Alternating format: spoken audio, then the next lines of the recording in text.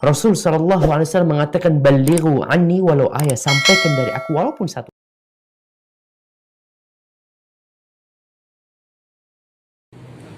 Bismillahirrahmanirrahim. Assalamualaikum warahmatullahi wabarakatuh.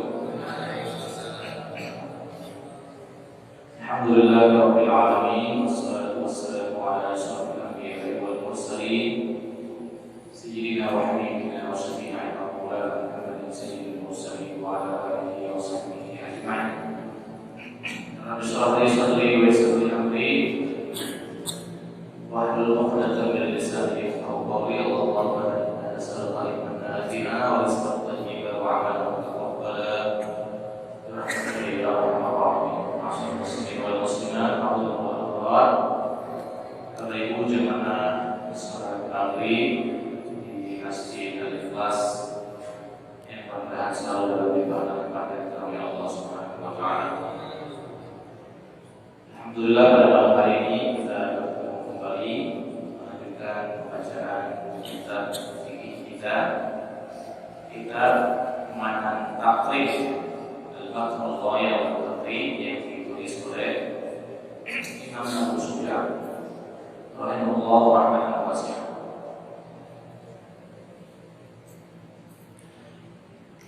Dan sebelumnya saya mohon maaf karena agak hadir. Jadi orang azan saya baru lewat di Masjid Al-Ikhlas, azan saya baru lewat. Dan saya minta Pak Ahmad mohon izin saya ganti pakaian sebentar, kemudian ambil kitab. Kita lanjutkan bacaan kita masih di bab jenazah. Bismillahirrahmanirrahim. Qala al-mu'allif rahimahullah rahmatan wasi'ah.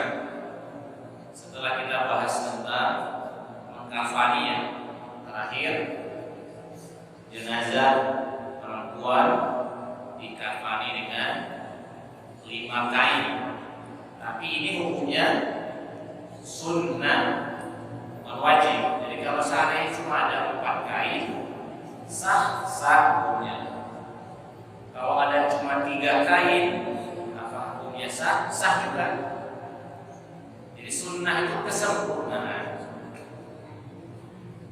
Nah, kalau laki-laki 3 kain, ini lebih banyak kata para ulama dibuat singkong model saja. Maksudnya tidak usah dibuat model, lurus saja, 1, 2, 3 ditumpuk begitu saja, kemudian ditutupkan. Tapi kalau untuk jenazah perempuan, seperti yang sudah kita bahas, ini hanya mengulang sebentar. 5 lembar ini dibuat pola. Pola yang pertama adalah pola baju. Pola yang kedua pola sarungnya. Contoh ya. Kemudian yang ketiganya ini jilbabnya. Kemudian baru 2 lembar terakhir penutupnya. Nah, tapi kemarin kita berbicara ada orang yang kadang bikin cawat. Ya boleh, nggak apa-apa, boleh saja dibikinkan cawat ya, kayak anak bayi itu dibikinkan cawat. Boleh, tapi itu tidak wajib ya. Dia tidak wajib, tapi dia juga tidak haram. Maksudnya kita jangan terlalu sering bantah-bantahan dalam bab ini. Yang jelas sunnahnya 5 kain, 5 lapis, dan 5 lapis ini berpola kalau untuk jenazah perempuan. Selesai, kemudian kita tutupkan, kemudian kita ikat, dan tali pengikatnya juga kemarin sudah kita sebutkan. Ini ada tuntunan khusus berapa? Secukupnya. Ya kalau seandainya suka hitungan ganjil, ya buat saja hitungan ganjil 3, 5, 7, 9, 11, 13 misalnya ya, terserah.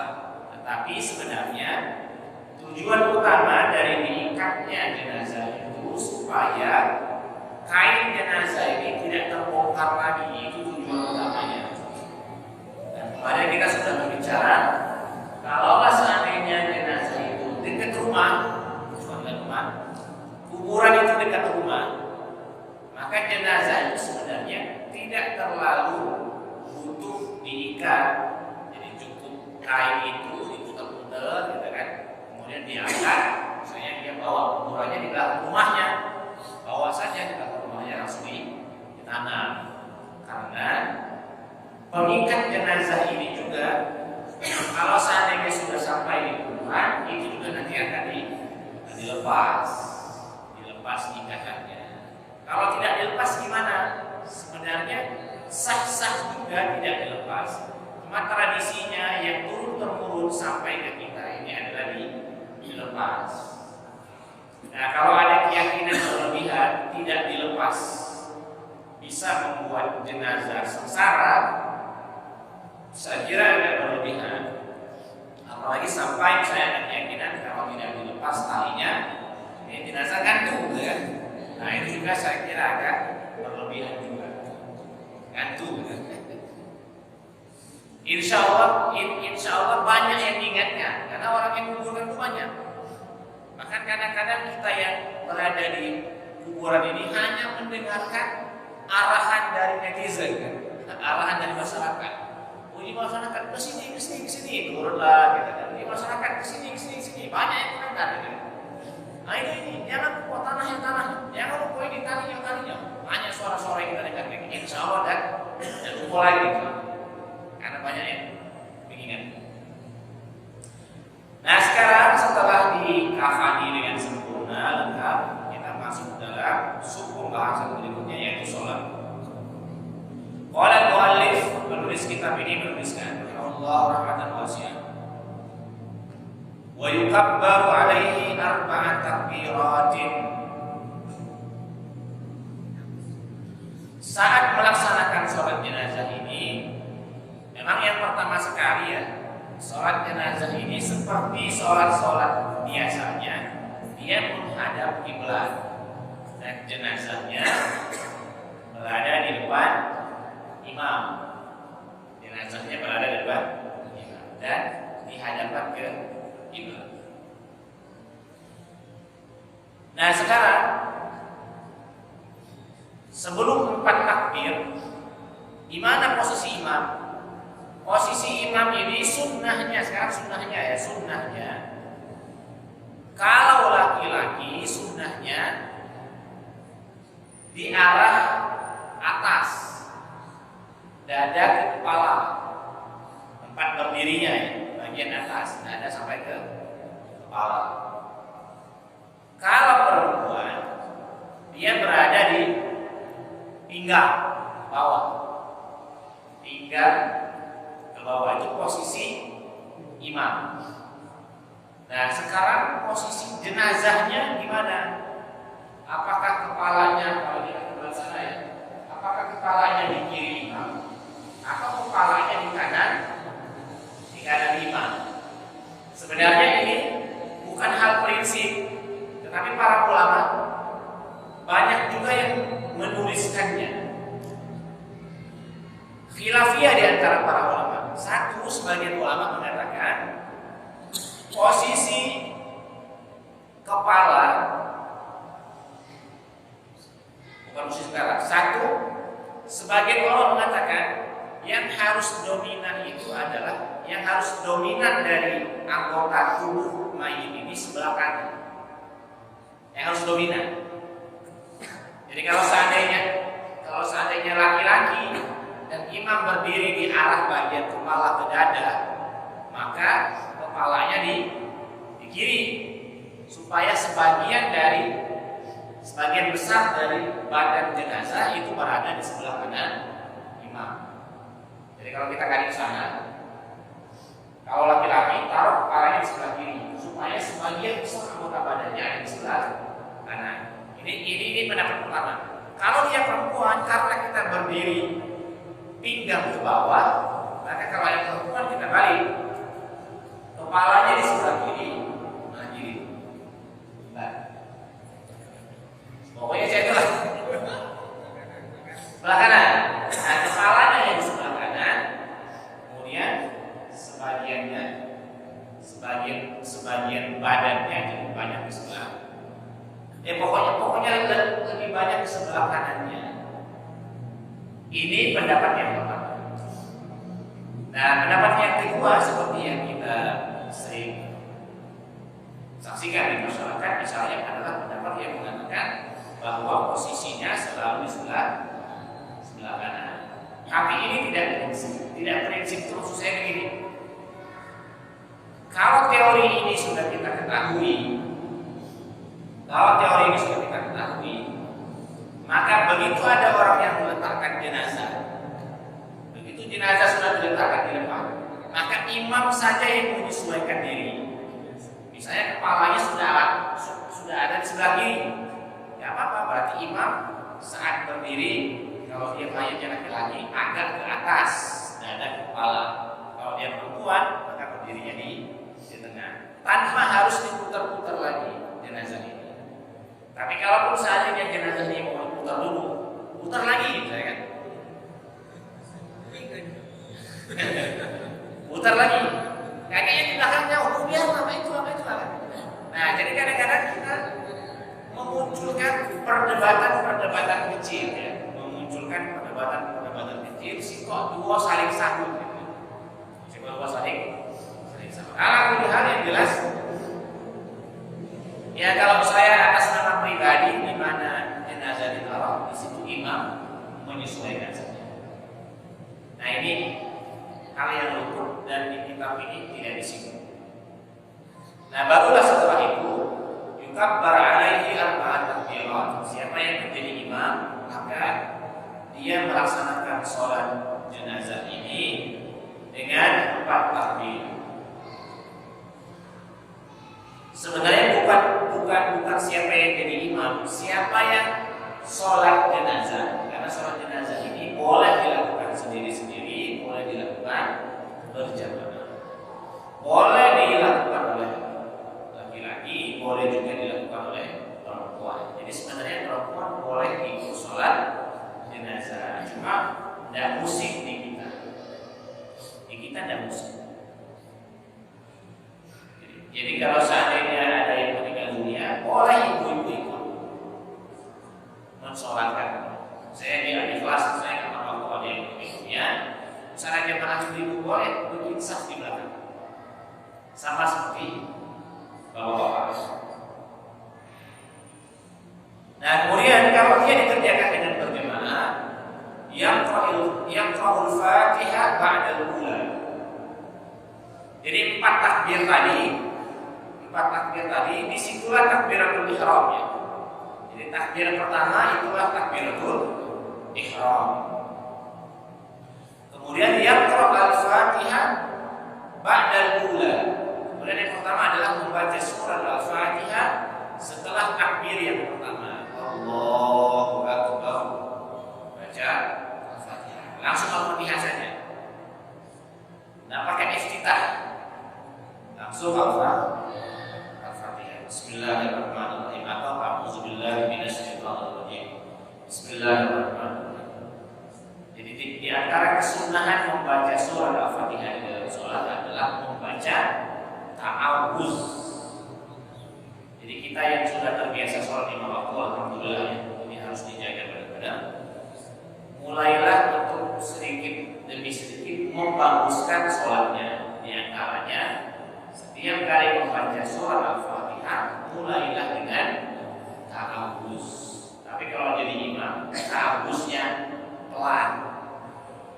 Jangan a'udzubillahi minasyaitonir rajim misalnya ya. Ya ini memang sah sholatnya, tapi tidak musik. Tidak musik itu nanti menjadi fitnah itu menjadi rame di masyarakat. Oh macam ta'awuz ini kan. Memang itu sunnah, tapi sunnahnya dibaca pelan. Jadi baca cukup kita yang benar. Nah baru kemudian baca Bismillahirrahmanirrahim. Tapi kalau dia sholat jenazah, dia sir, ya. Sunnahnya sir, sunnahnya pelan. Tidak ada rame-rame orang boleh, tidak ada.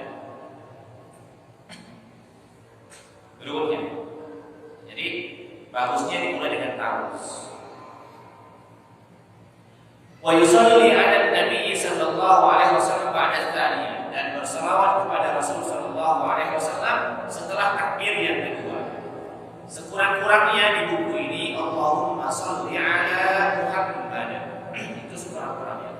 Walaupun tidak pakai wa ali Muhammad, walaupun tidak pakai ini sekurang-kurangnya Allahumma shalli ala Muhammad. Di dalam kitab ini tidak disebutkan sayyidina.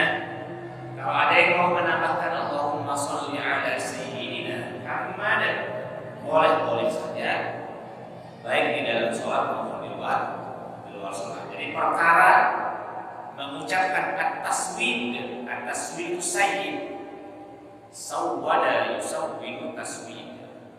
Mengucapkan taswid, mengucapkan sayyidina, baik di luar sholat maupun di dalam sholat, dalam mazhab Syafi'i boleh-boleh saja hukumnya. Nanti ada sebagian orang mempermasalahkan tidak boleh menambahkan sayyid di dalam sholat, yaitu pendapat yang dia pegang. Tapi pendapat yang kita pegang boleh-boleh saja menambah Allahumma sholli ala sayyidina Muhammad. Itu sekurang-kurangnya. Mau menambahkan wa ala ali sayyidina Muhammad, bagus. Mau menggunakan lafaz sholawat yang lain yang ada nama Nabi Ibrahimnya, kama shallaita ala sayyidina Ibrahim wa ala ali sayyidina Ibrahim, ya tentunya juga bagus. Supaya jangan ada beban dalam sholat dan dalam memimpin sholat jenazah, maka sekurang-kurangnya berselawat pendek saja. Allahumma sholli ala Muhammad. Dalam khutbah juga sama sudah. Berikutnya, wa yad'u lil mayyit ba'da tsalisah. Berdoa untuk mayit setelah takbir yang ketiga. Di dalam kitab ini doanya agak panjang. Allahumma hadza 'abduka wa ibnu 'abdik kharaja min rawhid dunya wa sa'atiha wa mahbubuhu wa ahibbahu fiha ila zulmatil qabri wa ma huwa laqihi. Panjang. Tetapi sekurang-kurangnya yang biasa kita baca adalah Allahumma fir lahu, atau tambahi warhamhu, atau sekurang-kurangnya Allahumma fir lahu. Itu sekurang-kurangnya. Ini kalau mayitnya laki-laki, kalau mayitnya perempuan Allahumma fir laha. Segitu saja. Jadi biasanya kita agak sempurna dikit. Warhamhu, warhamha, wa'afihi, wa'afiha, wa'fu anhu, wa'fu anha. Jadi seluruh hanya diganti, seluruh diganti ha. Allahumma ighfir lahu warhamhu wa'afihi wa'fu anhu. Kalau laki-laki, perempuan Allahumma ighfir laha warhamha wa'afiha wa'fu anha. Nah ini sekarang. Ini doa ampunan. Ya Allah, Allahumma ighfir lahu, ampunilah dosa almarhum ini. Warhamhu, ya Allah, rahmatilah, berilah rahmat almarhum ini. Wa'afihi, sebenarnya wa'afihi ini artinya sama. Ya Allah, maafkanlah dosa-dosa. Wa'fu anhu sama juga. Ya Allah, maafkan lagi Tuhan. Jadi ighfir lahu, afihi, wa'fu anhu ini mirip artinya. Mendoakan ampunan untuk mayit. Jadi sekurang-kurangnya itu. Kemudian wa yakunu fir rabi'ati, dan setelah takbir yang keempat juga berdoa sekurang-kurangnya Allahumma la tahrimna ajrahu wa la taftinna ba'dahu waghfir lana wa lahu. Ini kalau dia laki-laki. Kalau dia perempuan, Allahumma la tahrimna ajraha wa la taftinna ba'daha waghfir lana wa laha. Ini ada bagus, wa la taftinna ba'dahu, dan janganlah ya Allah Kau memberikan fitnah kepada kami setelah kepergiannya. Fitnah yang dimaksud di sini adalah kekacauan, keributan. Kan ada orang yang kalau bapaknya meninggal, sebelum bapaknya meninggal ini keluarga akur dan akor. Begitu bapaknya meninggal, boom, pecah semua, konfliknya pecah semua. Nah ini kita doakan wala tasfitna ba'da. Jangan muncul fitnah setelah kepergiannya. Maksudnya walau bapak dapat lagi orang yang selama ini diduakan, nah ini yang masih hidupnya tetap akur dan akor tadi. Akur dan akor tadi. Memang susah. Kadang-kadang memang orang yang meninggal dunia itu, apalagi kalau dia anak nomor 1 misalnya, di antara adik-beradiknya, biasanya anak nomor 1 ini kalau dia bagus, dia bisa menyatukan adik-adiknya ini. Begitu anak nomor 1 ini meninggal dunia, mulailah. Tidak ada yang saling pandang, tidak ada yang merasa dituakan lagi. Masing-masing nanti keluar egonya. Nah yang seperti ini selain tetap kita usahakan supaya bagus, kita doakan wala tasjidna ba'da. Nah itu masalah sunnah. Kemudian setelah doa, sebenarnya doa-doa tadi boleh ditambahkan dengan doa-doa yang lain. Jadi doa yang ketiga dengan doa yang keempat ini boleh ditambahkan dengan doa-doa yang terserah, asalkan masih dalam bahasa Arab. Dan bagusnya doanya maksur. Yang paling bagus adalah doanya maksur. Maksur ini adalah doa yang ada tuntunan baik Al-Quran maupun Sunnah. Yang paling bagusnya seperti ini.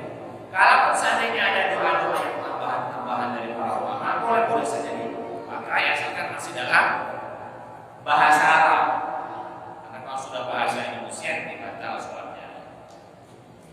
Jadi banyak doa-doa yang dalam bahasa Arab. Misalnya Allahumma ba'id bainahu wa baina khatayahu wa ma ba'adta bainal masyriqi wal maghrib. Ini seperti doa iftitah. Nah itu boleh ditambahkan dalam sholat jenazah. Allahumma ighfir li hayyina wa mayyitina wa saghirina wa kabirina wa zakarina wa unsana. Boleh bagus. Bahkan makanya kalau seandainya ada orang yang imam di takbir yang ketiganya itu lama, berarti kemungkinan dia doanya agak banyak. Dan di takbir yang keempat saya agak lama juga, ini juga kemungkinan doanya banyak. Tapi sekurang-kurangnya yang pendek-pendek saja, karena yang pendek ini sebenarnya juga sudah mencakup. Jadi doa ampunan itu sebenarnya sudah mencakup. Bahkan sebagian dari para ulama ada yang ngomong begini. Kalau masalah ini Imam Ibnu Qayyim pernah ngomong begini. Kalau kita punya satu kesempatan doa mustajab, dan hajat yang ingin kita doakan ini banyak dan waktunya tidak cukup. Misalnya Allah hanya memberikan waktu 2 detik, 3 detik misalnya. Allah hanya memberikan waktu 3 detik dan 3 detik ini mustajab. Doa apa yang harus kita panjatkan? Kata Imam Ibnu Qayyim, sebagus-bagus doa adalah Allahumma ighfirli.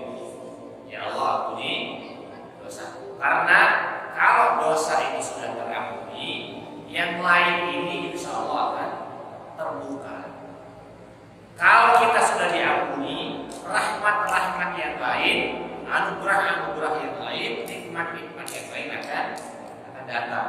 Tapi kalau dosa belum diampuni, dosa inilah yang akan menjadi penghalang. Kita berdoa dapat banyak kebaikan, tapi kita lupa mendoakan ampunan. Ini dosa ini bisa menghalangi semua cahaya yang bakal datang pada baik. Nah, selesai masyarakat muslimin, salam kanan, salam kiri. Assalamualaikum warahmatullahi wabarakatuh. Sebenarnya kalau seandainya mau langsung dibawa ke kuburan itu boleh. Tapi biasanya orang kita ditambah dengan doa lagi. Banyaknya doa ya. Mulai dengan Al-Fatihah lagi kan. Boleh saja. Cuma kalau seandainya ada orang yang salam kanan, salam kiri, selesai, kemudian mayit langsung dibawa, itu juga jangan heran. Maksudnya jangan sampai ini dianggap sebagai barang aneh. Kamu udah didoakan lagi. Oh, sebenarnya sholat yang kita dirikan tadi itu isinya doa semua. Itu isinya doa semua. Bahkan masing-masing kita ini menyebut Allahumma ighfir lahu warhamhu wa'afihi wa'fu anhu. Dari imam sampai makmum yang terakhir itu mengucapkan doa itu. Allahumma ighfir lahu warhamhu wa'afihi wa'fu anhu. Banyak yang sudah mendoakan. Kalaupun seandainya mau ditambah dengan doa berjamaah, imam berdoa, makmum mengaminkan, ya pastinya boleh, bagus, boleh-boleh saja. Tapi sekali lagi, kalau ada yang tidak melakukan itu, kita jangan heran, jangan merasa asing, dan jangan juga ada semacam kesan kurang afdol misalnya ya. Atau nanti mayitnya tidak cukup bekal doa misalnya kan. Nah, insya Allah cukup. Tapi sekali lagi, doa setelah sholat jenazah boleh saja. Mau sekali doa, mau 2 kali doa, mau 3 kali doa, boleh saja. Nah, ini masalah muslimin Allah alam sholat. Sebenarnya masih ada sebaris lagi. Tapi karena waktu isya sudah masuk, kita cukupkan dulu.